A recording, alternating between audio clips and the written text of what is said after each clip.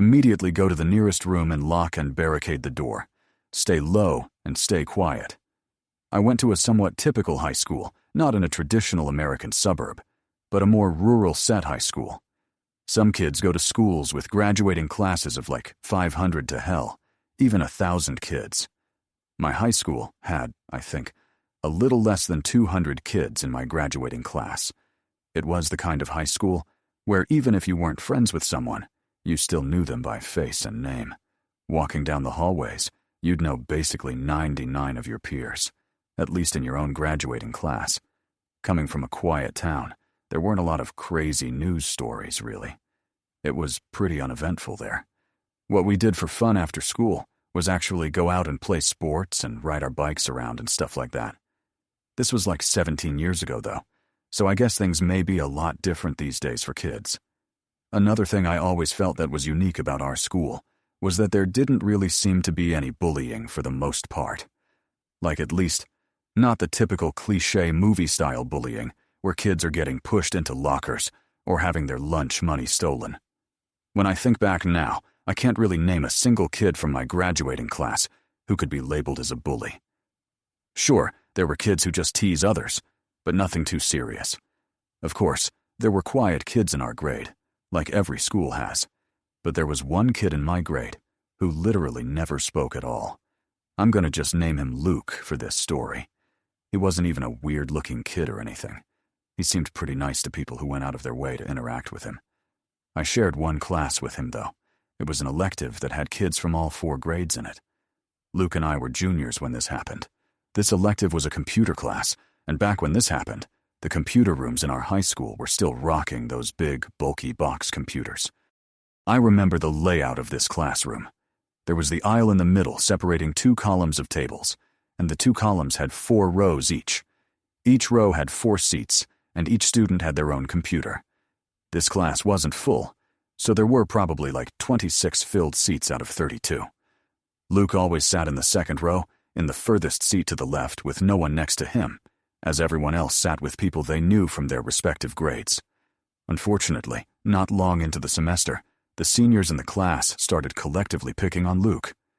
By this, I mean some of the seniors would make jokes about how quiet Luke was, that it was scary when the teacher would ask certain things. For whatever reason, our teacher never stood up for Luke and told them to cut it out. The teacher was a bit of a pushover from what I remember. Maybe that was why. As the semester went on, it got a little worse. I remember at one point seeing a small piece of paper fly from the back row from the seniors right to the back of Luke's head. I remember he turned around and had this very telling look. The seniors continued to make fun, one of them saying, "Wasn't me," and blaming one of the other seniors. The look on Luke's face just looked like a mix of sadness, anger, and just defeatedness. I genuinely felt bad, but I didn't get involved. Eventually, one day, I saw Luke sitting on a curb not far from the high school after school ended one day. I passed by him as I was walking to my car. I have an early birthday, so I was driving around halfway through junior year. Given we were in a quiet area, no one was exactly walking distance from school. So I did the right thing and said, "What's up?" and asked if he needed a ride home. His face literally lit up a bit as he said yes. We walked to my car, and from there on he guided me to his house. It was about a 10-minute drive to his house. We talked a lot during that car ride.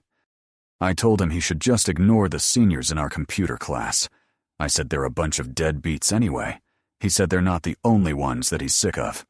He implied that he deals with people picking on him in multiple classes, which honestly made me feel pretty terrible for him. In those 10 minutes, I felt like I learned a lot about Luke and got to know him as a person just a bit. And he seemed like a decent kid.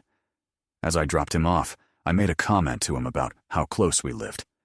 And then we said goodbye. Every day in class after that, we'd say hey to each other, but admittedly, I unfortunately never got involved whenever he got picked on. Well, one day, Luke didn't show up to class. Computer class was 4th period. It wasn't until 7th period English that an announcement came over the loudspeaker saying, "Lockdown. This is not a drill."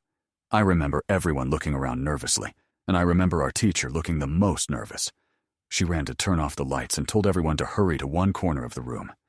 Seeing how nervous our teacher was, only made all the students even more nervous. We sat with the lights off for a long time. It had to be 20 to 30 minutes, until there was another message on the loudspeaker. It was the principal explaining that there was someone in a mask carrying a black duffel bag trying to get into the school. Our school had really good security, and when someone spotted that person approaching the school, with what could only be assumed to be guns, or any kind of weapons in that duffel bag, the doors were all locked. The school day was cut short after that once a few police cars were on the scene. I remember it being a Friday, so I took a few of my friends home to my house so we could hang out. I'd be lying if I said I remember the small details thereafter of that day. But I think it was that same night that I woke up in the middle of the night to light tapping at my window. And I could see someone on the other side of the glass.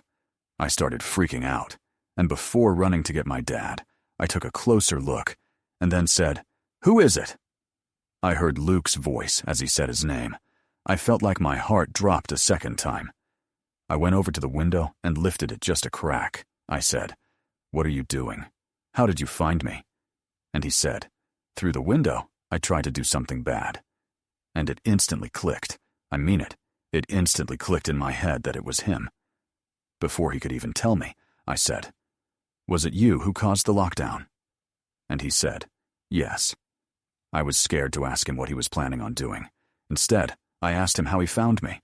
He admitted to remembering the deli that I said I lived by, and he eventually found my car after biking around the area.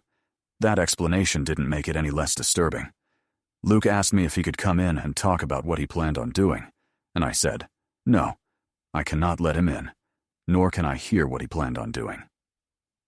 I actually recommended he go to the school and confess to whatever he was going to do.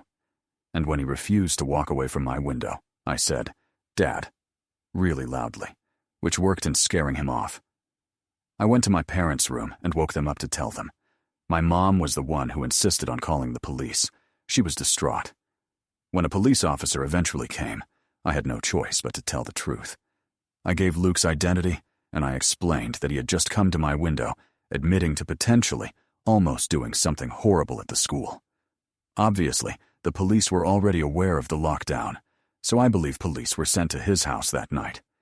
But after speaking with Luke's parents, they realized Luke wasn't there.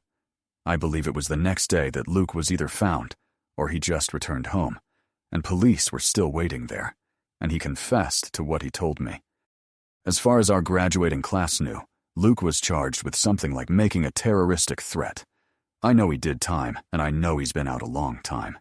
To be honest, I don't really know if he's still around.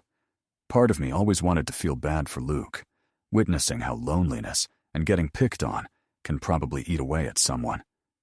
He followed me and came to me simply because I showed him an act of kindness, something I unfortunately believe nobody else showed him.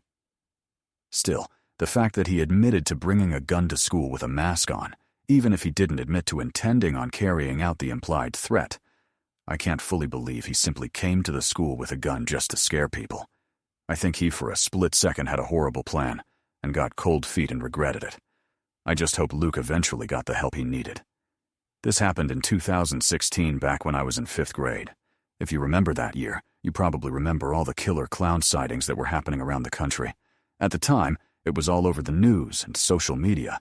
Most adults thought it was just some dumb trend or prank, but for young kids, it was actually pretty scary. It was a normal day at school.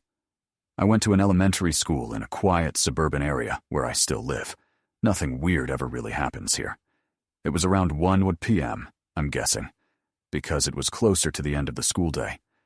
We were in class working on some random assignment, and the classroom was quiet except for a few people whispering. Then, one of the students in my class suddenly said out loud, "There's a clown outside." I still remember her high-pitched voice as she said it. Some of us stood up and looked toward the window. And yeah, there really was a clown outside. He was standing just a few feet away from the window, facing our classroom directly. He was wearing a baggy, dirty red and yellow clown suit and had white face paint with black around the eyes. He was smiling and staring in at us with this big, fake grin. After a few seconds, he started waving slowly. Some of the kids thought it was funny and laughed. Others were clearly freaked out. Our teacher, Mrs. Riker, walked over to the window, looked at the guy for a second, and then said through the glass, loud and annoyed, "Excuse me, classes are in session. You need to get out of here." The clown didn't react at all. He just kept standing there smiling and waving. Mrs. Riker told us all to sit back down and said she was calling the front office. She picked up the corded classroom phone and then walked into the hallway with it and spoke quietly. The phones in the classrooms were always next to the door, so that's how she was able to walk outside the room with it. She came back in moments later and then hung up. She walked over to the window and shut all the blinds after she saw that the man in the clown costume was still there, doing the same creepy waving motion, smiling, and general clownish mannerisms. Not even 2 minutes later, the principal's voice came over the loudspeaker. "Staff, please get your classrooms into lockdown formation." There was a sense of urgency in the voice that, looking back, was probably to alert the teachers that it wasn't a drill, without causing all the kids to go into a panic. That's when it got serious. Mrs. Riker rushed to turn off the lights and told us all to get under our desks. She pulled the door shut and locked it. Everyone was quiet. Some kids were giggling, but others looked scared. I was definitely scared. We stayed like that for what felt like forever, but it was actually about 30 minutes. Nobody knew what was happening, but eventually the principal came back on the loudspeaker and said the lockdown was over and that the situation had been handled. Apparently, school security had confirmed that the clown was gone. They didn't tell us anything else. Classes went on like normal for the rest of the day. It felt weird. Everyone was talking about it during dismissal, but the teachers didn't say much. Then after school, I was walking home with my friend Chris. We lived in the same neighborhood just a few blocks away. While we were walking, a couple of fifth-grade girls behind us suddenly ran past us looking panicked. One of them said, "There's someone in the woods." We stopped and turned around. Behind the school, there's a small patch of trees. It's not deep woods or anything, just enough to separate the school from the street behind it. And standing just barely out of view near the edge of the woods was the clown again. Same dirty outfit, same painted face. He was half hidden by the trees, but he was clearly waving. And he wasn't just waving at random. He was doing it slowly directly at the girls who had just passed us, like he was trying to call them over. Chris and I didn't say anything. We just ran. I don't know what happened after that, but I told my parents as soon as I got home. They called the school, and later I heard from another kid that the police were called again and patrolled the area, but they never found anyone. To this day, nobody knows who that guy was, and I don't know if he was just trying to scare some kids or if he were planning something worse. But what freaks me out the most is that he came back after the lockdown, and he waited hidden in the trees, watching kids go home. So, this happened not long ago. I live on the outskirts of Philadelphia, where it's me, my son, and my stepdaughter. I say stepdaughter as I've taken my best friend's daughter in legally.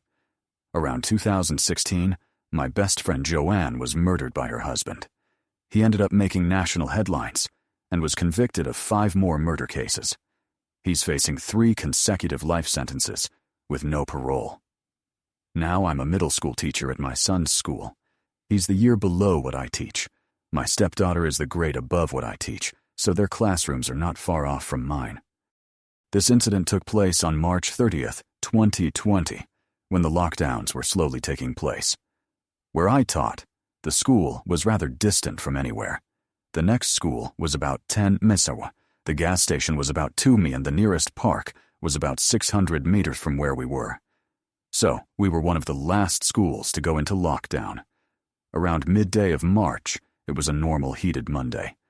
I was teaching math at that time for the 6th graders. All of a sudden, I get a notification on my phone that someone was here to pick up my stepdaughter. The system that works is the main emergency number gets a notification if someone is picking up your child. The thing is, my stepdaughter was 3 classes down from me. She had no appointments, no close family that lived in a good radius from us.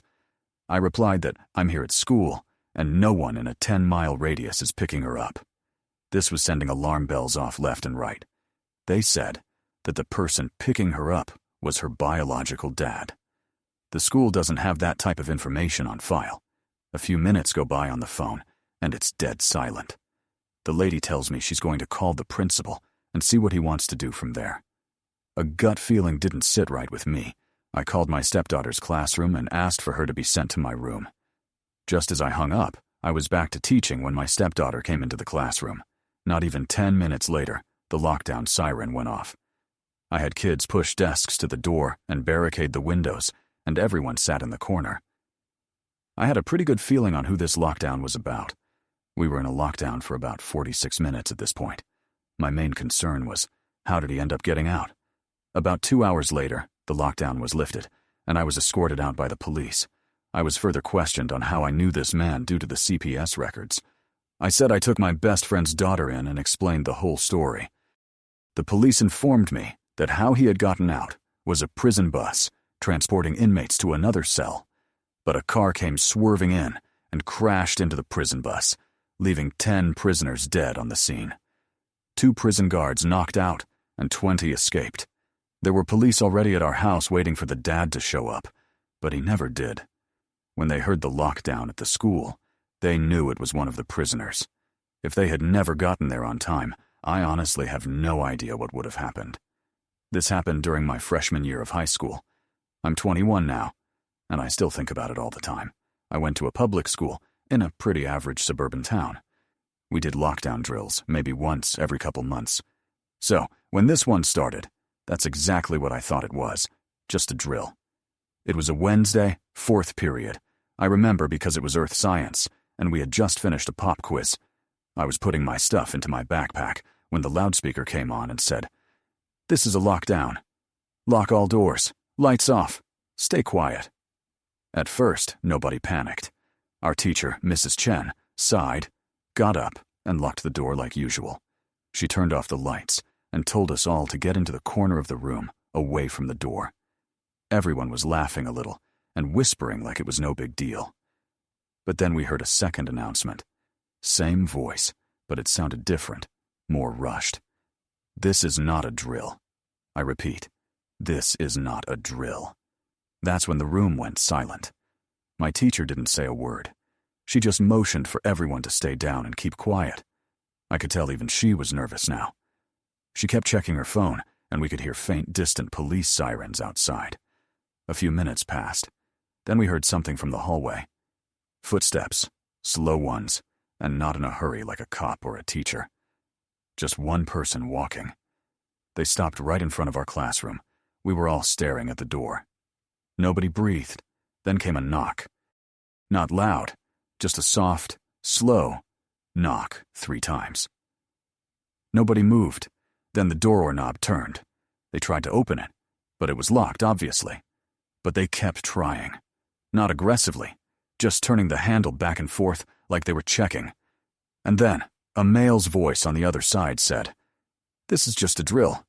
You can open the door now." We all collectively looked at Mrs. Chen, and then she looked back at all of us, put her finger up to her lips, and shook her head no. The person on the other side of the door kept knocking and trying the doorknob, and eventually the knocks got more aggressive as the voice of the man on the other side kept saying hello. Our classroom was on the 1st floor in the science wing. I can't tell you how much I was shaking in my shoes. I know, even if all the other kids didn't want to admit it, they were as well. Eventually, the knock stopped, and the man must have walked away. We heard nothing after that for a solid 5 minutes. Total silence apart from the police sirens outside getting louder. It felt like forever. Then someone down the hall screamed. It was a girl. Just one scream, and then nothing.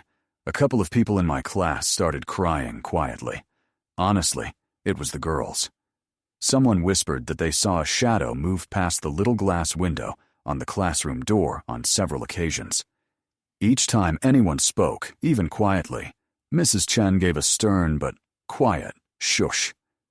Another 5 or 10 minutes passed. Then finally, we heard the sound of police officers shouting from down the hallway, telling everyone to stay in place. They were going room to room. And when they finally knocked on our door and unlocked it with a key, Mrs. Chen didn't even move until they showed their badges. We were all escorted out in a line past other classes doing the same thing. There were cop cars everywhere outside, even a SWAT van. I didn't see anything too crazy, but I did see one officer leading a guy in cuffs out of the building. He looked about 30, not a student. pale, long hair, wearing dark clothes. Later that day, we found out that some criminal had slipped into the school through one of the side doors during a delivery. That side door was right by the end of the science wing. Apparently, he was mentally unstable and had something in his backpack, but I don't know if it was a weapon or not. They didn't tell us much. They just said nobody was hurt and everything was under control. But I swear I'll never forget that knock at the door. The way he turned the handle, the scream down the hall. It didn't feel like everything was under control at all. I had just started school, and I already had a lockdown to tell. I'm only 15 years old, and just started as a sophomore at Northside High School in Jacksonville, North Carolina. That morning, I came to school early, around 6:55 a.m. I was one of the first people in my first period class, which was chorus. Our classroom is at the very end of the Fine Arts hallway, right next to the auditorium. I was sitting at my seat with my phone out listening to music, and just waiting for the bell to ring and start the day. After a few minutes, I heard my teacher say something, so I paused my music and took out my headphones. When I looked up, I saw my classmates heading into the closet at the back of the choir room. I was confused. We had just practiced a lock-on drill the day before, so I wasn't sure if this was another drill or something else. Still, I listened to what the teacher was saying and followed everyone else into the closet. The teacher shut the door behind us and turned off the lights. We were now sitting in complete darkness, with only a small amount of light coming in from under the door. At this point, I still didn't know what was happening. But then, I heard police sirens outside. That's when I started to realize this wasn't a drill. It was real. I started to feel nervous, but I kept calm. I figured if I stayed as composed as I could, maybe I wouldn't panic as much. I sat in that closet quietly, trying to listen for any sounds coming from outside. But I didn't hear anything else. We stayed in that closet with the lights off until the lockdown ended around 8:45 a.m. That's nearly 2 hours. Once we were let out, I felt calm again, because everyone around me had stayed calm too. I went back to my seat in the front of the room and put my music back on, just trying to get back to normal. Later on, I decided to ask my teacher what had happened. I said, "Were there any fights today?" The teacher looked at me seriously and said, "It's much worse." That's when I started to realize something serious had really gone down. I looked out the window and saw cars lined up in the back of the school. At first, I thought it was just regular pickup traffic, but it felt different. In the classroom, some students were trying to get information. Eventually, my friend Jacob told me that someone had been stabbed in the middle of the school in the rotunda. I didn't know much more than that at the time, but shortly after, my mom texted me asking if I was okay. I told her I was safe and still in my choir class. Some girls in the class had started crying after the lockdown, and that made everything feel even more real. My mom called me next. She told me she had parked her car at the baseball field, along with a bunch of other worried parents trying to find their kids. Eventually, my name was called, and I was allowed to leave the school. When I got to the field, I found my mom. She was clearly shaken up, and honestly, so was I. She drove me to the daycare where she worked, and once we got there, both of us went into a quiet room where we cried together. Her coworkers came in to try and comfort us, and I had to go outside to calm down even more. I put my headphones back in and listened to 3 Days Grace just to get my head right again. Later on, we found out exactly what happened. 2 students had been taken to the hospital. One of them died. A teacher had also been slashed by the attacker. In total, 3 people had been hurt that day. I started searching for more information and found the press conference about the incident already posted online. After watching it, my mom took me to Arby's to get something to eat. I hadn't eaten all day. We got our food. Then, we went to pick up my younger brother from his middle school. He told us he had noticed a lot of cops at the school, but didn't know what had happened.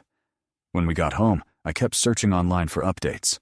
That's when I saw that a 16-year-old had already been charged with voluntary manslaughter, assault with a deadly weapon, and a list of other serious charges. 2 more students, one 15 and one 16, were also charged with assault and disorderly conduct. What made it even more disturbing was that someone had recorded the stabbing and posted the video on Snapchat. I didn't watch the video myself, but my mom told me about it. She said in the video, the person recording was running, so the phone was pointed at the grounds, but you could clearly hear the screams of kids as the stabbing happened. My mom thinks the whole thing might have been gang-related, and after I heard that, I was scared. Scared that someone might come back to retaliate. Another attack, more violence. It's hard to believe that someone actually died. I didn't even know the kid, but I've been thinking about him ever since. I hope he rests in peace.